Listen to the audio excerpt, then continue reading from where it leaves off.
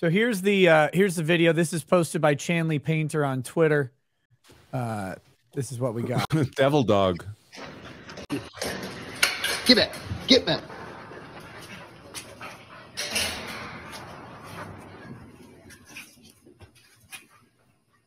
Okay. Quit, Cash. Come. Quit. It's okay. Come here. Come on, back. Come here, Cash. Shit. Come here. Post it. Cash. Hey, he's got a bird in his mouth. Bubba. Hey, Bubba.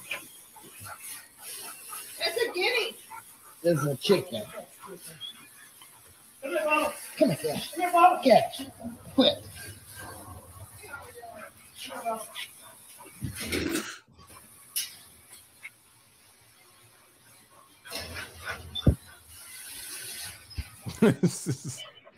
That's the video right there. But the key thing is that the audio, supposedly, of the third male is Alex. Okay, so that places him at the crime scene, supposedly at the night of the murder, with the wife and the son. Right, the state will argue at the time of the murder, within a couple of minutes before the murder. But now, let me ask you this. Do you think that sounds like a man ready to kill his wife and son? Yeah. No, that's... And, you know, Andrew, you bring this up a lot, and I think this is a really good example of if the police think you're the bad guy and they're convinced of it, no matter how weak the evidence is, you won't be able to dissuade them.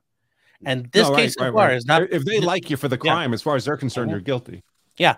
And so far, this has been a pretty weak case. But they seriously, and even if it's political, they think he's the guy to fit this. So, you know, a lot of you are probably thinking like, oh my God, how could they...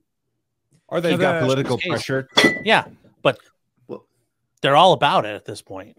The big problem with this video, like actually, I mean, the video isn't really that useful in all honesty. It puts him there within a couple minutes of when the state says he dies. Of course, if the timeline is somehow longer, reminder that Paul's phone is at 2% battery and runs out sometime very shortly after this video is taken. And Maggie's phone she just stops responding to it, but it doesn't necessarily mean much of anything. She could have set it down on a table and been doing something else. We have no idea. But the big problem with it is that Alex told investigators that he did not go down to the shed. So now we have a lie about his location, and that makes his presence there much more grave than it otherwise would be. Because not only is he there now right before the murders, he has lied about it to the police and maintained that lie up until this point. So that's, I mean, that's really damaging to his credibility. Well, I don't know. Yeah. I'd like to hear a statement to police again to see if there's context around it that we didn't catch the first time. And maintain the lie is kind of strong because he just lawyered up at some point. Right. That's true.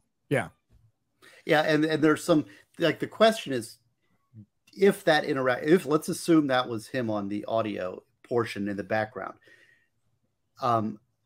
we really need to see it in content, because could that have been as he was exiting, leaving, going to his mother's house, and he stopped by and said, okay, see you later. Oh, that dog's got the chicken. Maybe he wasn't even out of his vehicle, right? Maybe he's speaking from inside the vehicle while he's rolling out to his mother's house, just paused to let him know he was going. Exactly. And in that sense, he didn't go to the shed, right? Because he never even got out of his car. And you got to drive by it to get out. Exactly.